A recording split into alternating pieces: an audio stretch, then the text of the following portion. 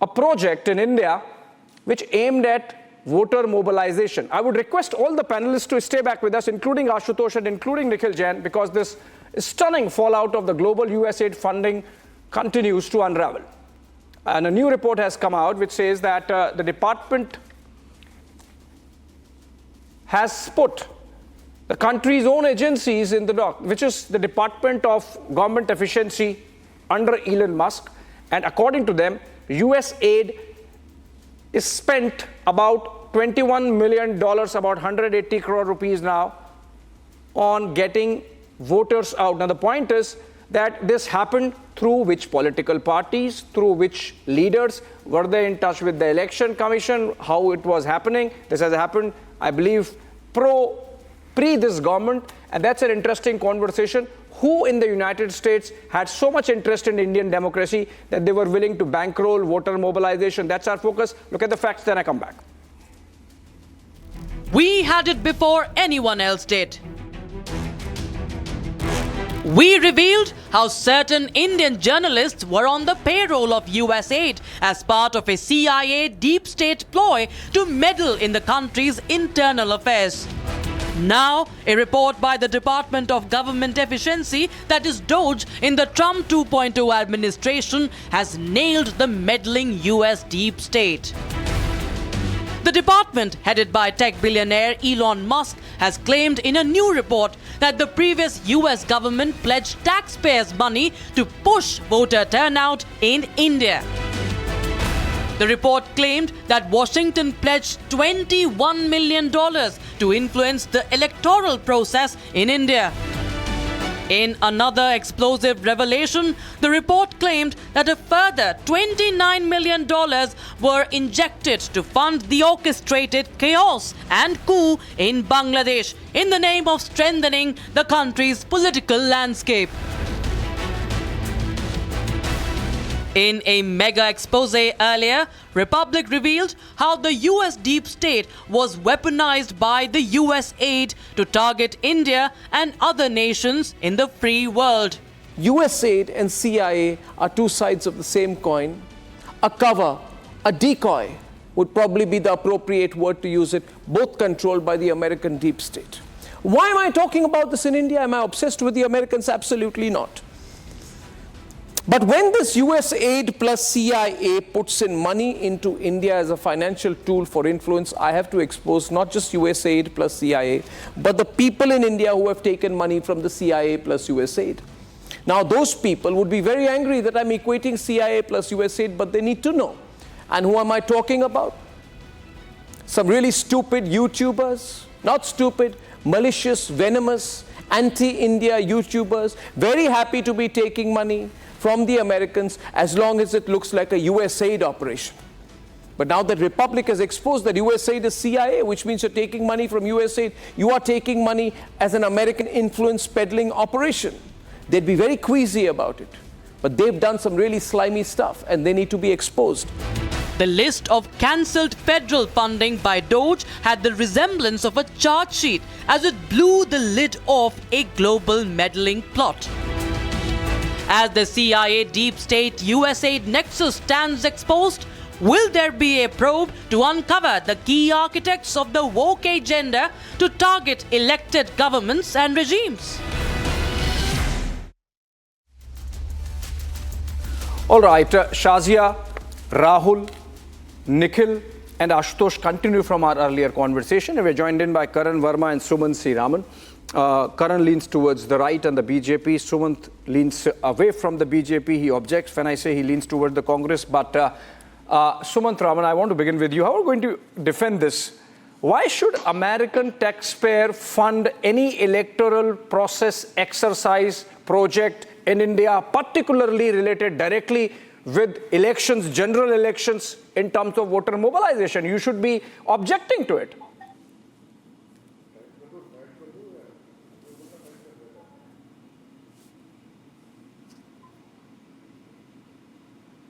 Sumant, are you there? I can't see Sumant Raman. I think Sumant Raman did not join, so let me then take this to Nikhil Jain. Nikhil, how can you defend election interference of this kind? where an American state agency, which is American taxpayer money, is funding, bankrolling a project for voter mobilization in India. Abhishek, I think you introduced me to your viewers as pro-Congress and not pro-United States government. I am not going to defend it. This is absolutely stupid that India is an electoral democracy, a proper electoral democracy. Time and again, we in the country know that various international organizations subscribe to it. And for some weird reason, USAID and the US government think that we need to be funded and given some sort of political aid to increase the voter turnout in our country. It is laughable. I am not going to defend it, but at the same time, I'm also going to put forth 2 points. One, a factual correction that the Department of Governmental Efficiency, when it cancelled the $29 million set out in terms of Bangladesh, it was for strengthening political landscape in Bangladesh, in their words. I don't know what that means. So far as this voter turnout aid set out that they had, I don't know who they were dealing with, election commission, some journalists, some political parties. What I though find very weird is that Amit Malviya, one of the spokespersons or IT cell head of the BJP, somehow says that this voter turnout money that was set out is certainly not going to help the BJP, the ruling party, which I don't understand why. What is he trying to imply? That an increase in voter turnout doesn't help the BJP? I really don't understand. Be that as it may, the most important point is this is how the US state, not the US deep state, but the US state, the CIA, the government of the foreign department of the United States government, that is how they operate. They try to interfere and meddle in the affairs of every country, democratic or non-democratic, good or bad. That is how they try to maintain their soft power and dominance in the world. And it's good that this funding has been slashed. US should not be interfering in our elections, and we should not be welcoming that interference. And I don't think the BJP will have a problem with this, or the Congress will have a problem with this, or anybody will have a problem with this. Okay, Shazia, you get to respond. He has made some charges against BJP and Amit Malviya. Following this, Abhishek, and it's deeply disconcerting, but it's almost like, something that we've known has been wrong all along has now been proven because it's official now. And we look at 2 things here, and these are 2 serious concerns and that I have and we should all have as Indians. One is the $21 million being used for something as generic and semantics, which is when you say voter turnout. Now, who on earth feels that they should be, and why on earth would a US State Department feel that they have actually beneficiaries in India who would work on improving voter turnout? So this is one would like to know the beneficiaries of this and how long this has been going on. You are in government, Shazia. You should know by now. I mean, you are in government. Every investigative agency, every agency that can find out is under your command. You should be able to find out. And Prime Minister Modi has been best friends with Obama, Biden, and now Trump. He should know it firsthand. Yeah, one will find out firsthand. But aren't you glad it's been slashed? Sari दुकानें बंद हो गई हैं. All the Transparency International, Freedom International, all the reports that would come out, which would be used by the flunkies of opposition to shame the government and say, look at the state of affairs of human rights violation. Look at how the condition of journalists in India are. Just see when it comes to Hunger International, see the transparency. All that has finally been called out. This is where the reports were coming. Why has Prime Minister Modi allowed this interference? Which are the NGOs which are working with certain parties to ensure that voters think a particular way, that they feel victimized a certain way, that a certain major majoritarian fascist party is working and undermining the minority. Nikhil, don't interfere. Yes, Nikhil, don't interfere. Many more. Yes, absolutely. Nikhil, and yes, thank God we are India, and you should be proud of the fact that Modi, your Prime Minister and my Prime Minister, is respected and admired by Barack Obama, by Joe Biden, and by Donald Trump. You should be proud of it as much as I should be proud of it. There's nothing to mock and scoff about it. Look at the power we have as a country with a Prime Minister like that. And we will get those names out, the beneficiaries of this, and they should be called out and revealed here. So it's not a laughing matter. It's a serious matter. I mean, obviously it's not a laughing matter. There is this old adage. Karan, I'm coming to you. Oh, okay, let me go to Karan. Karan, there is this old adage that the one who pays the piper calls the tune. Now, we know who's paying the piper. Yeah. But who's the piper? Who got the money? That's the most important aspect of this entire story that's emerging now in a cutting down of the US government expenditure that's really happening under Trump and Elon Musk. This is, for them, it's a side story, but for us, it's important. Somebody has been, working the levers of Indian democracy, from journalists to bureaucrats to leaders to, in this case, even election commission and election process. So, Abhishek, let's just understand this one by one. The USAID has for long been called the financial arm of the deep state of the US. In fact, Donald Trump ran an entire campaign on this, and the dots can be very easily connected here. George Soros gets the Presidential Medal of Freedom right before Joe Biden is leaving office. He's the same man who on 24th January 2020 says, I have set aside $1 billion to topple the Modi government, the nationalist Modi government apparently. And Salil Shetty, who's the vice president of the Open Society Foundation, is with Rahul Gandhi on Bharat Jodo Yatra. He's parroting the same words that we have to get rid of Modi. Harsh Mandir, who's the chairman of the Human Rights Initiative of the Open Society, is the same Harsh Mandir, by the way, who was a part of the National Advisory Council when Sonia Gandhi used to sit on top of the government, who drafted the communal violence bill, who pressed for clemency of Ajmal Kasab, Afzal Guru. So we see the dots connecting here. Very simple. It's Rahul Gandhi and the Congress party which has parroted George Soros' agenda, and USAID has been funding through this cottage industry of the NGOs and the FDL, AP and other such heads, helping the Congress party to create chaos and coup in this country. They have caused disturbance. They have tried to exploit every single fault line. I remember when Arnab pointed this out and it went viral. Some of the people, Nikhil and his ilk, said that, this is a conspiracy theory. Well, it's not a conspiracy theory anymore. Absolutely not. It's These not. Are hard numbers today. By any stretch of imagination, this is not a conspiracy theory, Karan. And look at the numbers. And it's not just about India. So if it is just about India, you could have said, okay, fine, maybe conspiracy. But look at the numbers. $29 million for strengthening political landscape in Bangladesh, and we know what has happened in Bangladesh. A democratically elected government toppled, and just a stooge brought in there. Then look at $20 million for fiscal federalism in Nepal and to promote atheism in Nepal. $1.5 million for voter confidence in Liberia. People in Miami, people in Chicago, people in Santa Fe, people in Texas, Atlanta, do they really care about what's happening in Liberia? Obviously, this is a deep state operation. Sumant Raman is joining us now. Sumant, if you missed the part of the debate, let me just tell you what has happened. DOGE, which is a department newly set up by the Trump administration under Elon Musk, it has been going with a scalpel looking at ways to cut US government expenses. And they found out that USAID, which is basically the US government, US State Department arm, was channelizing $21.5 million. We don't know for what period as yet, but for promoting voter turnout in India. I mean, why should the US be bothered about what kind of voter turnout is happening in India, particularly when they dislodge a democratically elected government in a place like Bangladesh? Okay, first of all, whatever DOGE says must be taken with not just a pinch of salt, probably with a bucket of salt. We should actually it's a US State Department. It's a government department, Sumant. Can I finish?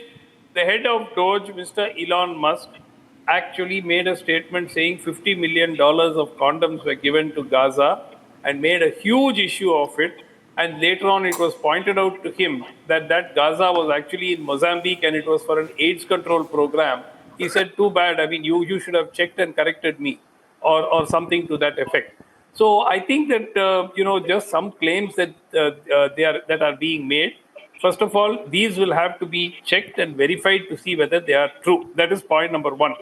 Point number two is, as far as strengthening democracy is concerned, that has been an avowed agenda item of USAID over the years. The United States Development Fund has always focused on having strengthening of democracy as one of its agenda items.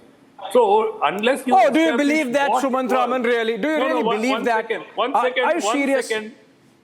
One second. Please put out a list of agencies that for which these funds were released, what they were utilized for, and whether they were utilized, and if they were utilized for nefarious activities in India, then it reflects extremely badly on the government, that it needs the American government to come and say that these funds were used for this purpose and we didn't know about it for 10 years. So I mean, I'm amazed that you can even take this up. This, if anything, it only embarrasses the government much more. When we point out and say 21 million was used to influence turnout, we didn't know that. They did all these. What was our intelligence doing? Okay. What was our, what were our agencies doing? Okay, Shazia would need to respond to that, but I can see Rahul Ishwar raising his hand. Rahul, come into the conversation. Shazia, I'll come to you after Rahul. Rahul, unmute yourself. Unmute yourself. US deep state has their own lot of agendas and they fund such activities in the name of protecting democracy. We have seen their interference worldwide. We should be able to resist it, and we should thank Elon Musk for at least pointing this out. I respect Suman sir, but please remember, these are documented things. Promoting atheism in Nepal, teaching gender sensitive language to Sri Lankans, or for strengthening voter turnouts. This is all the deep state network that is connecting with their assets or with their people in India and leveraging and using it. Let us be together in calling this out, because it is outright election interference. What is the deep? Who are the deep state? Now tell me, in India, who are the deep state? We don't know, sir. It is subject to investigation. It should come out. 160 you don't know crores it. was spent. What was it spent for? They've been giving 21. No, $21 million has been given, and you don't know to whom it was given. I have asked that question. I have asked that question of Shazia as to how come the government does not know. Shazia, this is a question you have to answer. Why was the government not? Why did the government know it beforehand rather than the DOGE coming out with this information? Abhishek, please, if you allow me. Well, it has been talked about and called out many times. That there is foreign funding. How often have we talked about and questioned George Soros and open society and how much money has been coming in, and which is why there is always a hue and cry when we actually go and close down offices and ask about FERA regulations, how these people whimper and cry every time, whether it's Transparency or Amnesty International, and they questioned whether it's Akar Patels of the world who go crying and whimper away and whine and say, oh, just see how this country, how this government is after us. So when you work against them, there is a problem. But just look at that, $486 million, and more so when one is India, of course, and we are a huge player in this. But imagine how this deep state works, and a part of the US system has been looking at this. And I'm so glad that Donald Trump is veering the direction to internal politics instead of this whole police, the global, policing that US has been doing. Okay. So full marks to him. No, let me finish. Karan, coming to you. $486 million being given to. No, that's not. No, Shazia, that sum is in its entirety. For India, it is just $21.5 million. It's not all of the $486 million that you're talking about. But there is something to be said here. No, I corrected her, Sumant Raman. Allow me to make a point. Shazia, Karan, I'm coming to you. Karan, just bear with me. Bear with me. I have to get Ashutosh also in the conversation. I'm coming to you. Karan, I'm coming to you. Just hold on for a bit. Ashutosh, Sumant Raman was raising doubts about whether this is actually that nefarious. The fact of the matter is, if you connect the dots, look at the kind of projects USAID has been involved or found to be involved in. They are funding a Lashkar-e-Taiba linked front in Pakistan called HHRD to the tune of about 10 crore rupees, effectively directly bankrolling some of the work of Lashkar-e-Taiba, because on the front they show that as if they are a charity, but then they carry out those terror activities predominantly against India. Then they have funded a hit job on India through the OCCRP. They have, since 2020, remember, OCCRP was involved in the Covaxin effort, in the Pegasus issue, on the Adani issue, and obviously that has come in from the Soros-linked organizations that have been directly funded by USAID. So obviously there is an ideological position, apart from the fact that, of course, Sam Petroda's Global Knowledge Initiative had many of its founders directly on the rolls of George Soros. So that connection cannot be denied, Ashutosh. Abhishek, just a small addition. Sonia Gandhi being the co-president of the FDL AP Foundation, being linked to George Soros Foundation, and a foundation that believes in Kashmir being which moves for Kashmir's independence and have Kashmir having its own sovereign of course. We have discussed that. Nation. Sonia Gandhi has not denied it. Not Congress yet. Party has not denied it. Not yet. It is Ashutosh. there, and she happens to be the co-president of Ashutosh, it. so far as the see nefarious it in designs are public domain. concerned, you don't need more proof. There is enough deductive logic, enough information to do your deductive analysis and come to the conclusion that this is dangerous. Americans are no saints, and the ugly American is ill-famous. So there are now two questions about their motives. It will always be America first for them. But what, as an Indian, I'm more worried about, I mean, these things are in open. Everybody knows about it. But what about when our political leaders go, when our Prime Minister goes, the taxes, import duty, custom duty taxes are cut in the budget for Harley-Davidson. Our nuclear energy stocks take a hit when Prime Minister Modi is willing to sign a deal with Trump. Our liquor industry is protesting, but Modi chooses to cut import duty on American whiskey from 50% to 150% to 50%. That is the more dangerous thing for us. This is $21 million. I mean, what's the connection, Ashutosh Mishra? You're trying to dodge. You're trying to dodge the DOGE debate. Ashutosh, you're trying to dodge the DOGE debate. But I will not let you do that. I'll not let you do that. Talking about tariffs when we are talking about election manipulation is not just apples and oranges. It's absolutely preposterous. Karan, coming to you, Karan. Yeah. Suman C. Raman gets away with not facts coming out. So I want to put some facts here. This $21 million, Abhishek, it was given to the NGO, Consortium for Elections and Political Process Strengthening, CEEPS. Now, what will surprise you, Abhishek, is that this CEPPS is a part of the International Foundation of Electoral System, which is registered here in India and is getting funding by the Open Society. And by the way, it was registered back in 2011 when UPA was in power.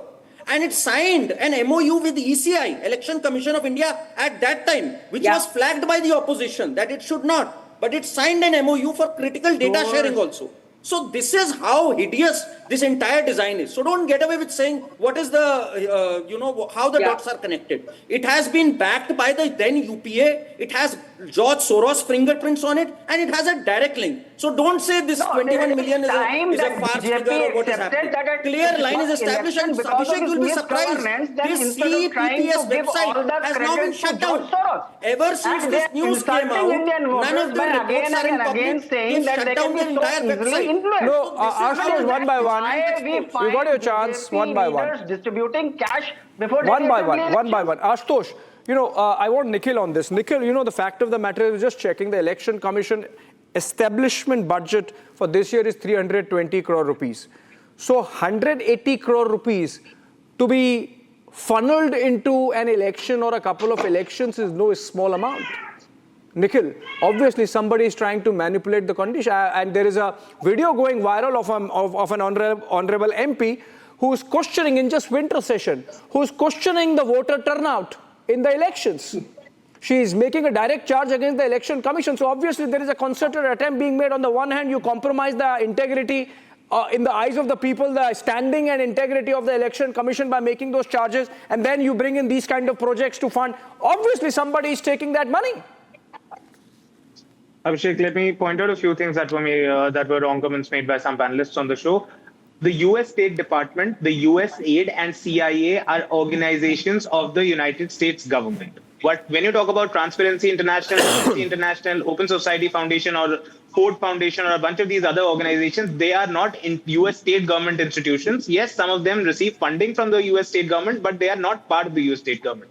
So far as the charges about Ford Foundation are concerned, yesterday also on the Ranjan show, various charges were made against Ford Foundation. I'm not no spokesperson for the Ford Foundation, but what I can tell your viewers is that the Gujarat government under Narendra Modi in 2002 received multiple grants from the Ford Foundation for various projects. So let's not mix George Soros, Open Society Foundation, Ford Foundation, US I Department. did not say everything. Ford Foundation. I am only discussing what I am discussing today, which is the DOGE report, which says election funding project in India. Yes, on the correct. On the voter turnout point, again, as you rightly said earlier in the show, it is Shazia and the BJP and the central government which have to answer that why have they not caught wind of something like this? Why do they not investigate into who was receiving this funding, and also what was the intent of this funding? If there was a legitimate intent behind it that they were helping the election commission with some sort of technological processes to ensure greater turnout, party, BJP, and it was interference. Why does the central government not stop that? Why, and has been very tough on this kind of foreign funding. What is the External Affairs Ministry doing? It is entirely for the BJP to answer and for Karan to ensure and for Karan, instability, madam, anarchy it is for in India, and to first of all, vitiate Indian democracy by making it about India is such a fragile country that by making it about $21 can destabilize the Indian state. Modi government Shazia, I know your party does not like the constitution. Shazia, I know your party does not like the constitution, but please do not take India one by one. Nikhil, pull back. Shazia, can I complete? I'll just say two no, lines you are all over the place. We are talking about what is being talked about. This is officially coming from DOGE. Please ask her to let me complete the point I'm making. No, I have run out of time actually. Had you spoken one by one, you would have got time to say what you wanted to say. Hindenburg, you saw how it played out. But unfortunately, friends, ladies and gentlemen, this is a debate which is not ending anytime soon. This is a serious matter. Hold on, Shazia. This is a serious matter.